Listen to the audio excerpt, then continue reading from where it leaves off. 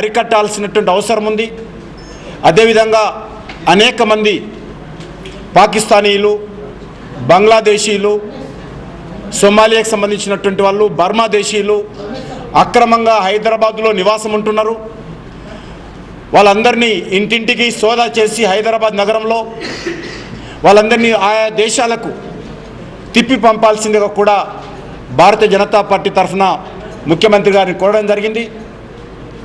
ఈరోజు హైదరాబాద్ నగరము ఎప్పుడు ఏ సంఘటన జరుగుతుందో అనేటువంటి ఒక భయానక వాతావరణము హైదరాబాద్ ప్రజల్లో ఉంది.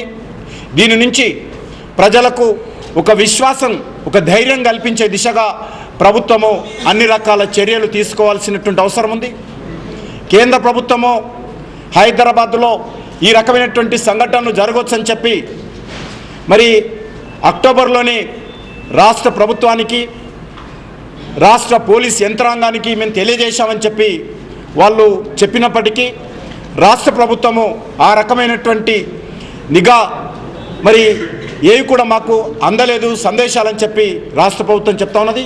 దీన్ని బట్టి చూస్తే కేంద్రంలోని ఇంటెలిజెన్స్ వర్గానికి రాష్ట్రంలోని ఇంటెలిజెన్స్కు సమన్వయం లేదు అనేటువంటి విషయం మనకు స్పష్టమవుతా ఉన్నది. నేను ఈ సందర్భంగా కేంద్ర ప్రభుత్వాన్ని కూడా అడుగుతా ఉన్నాను.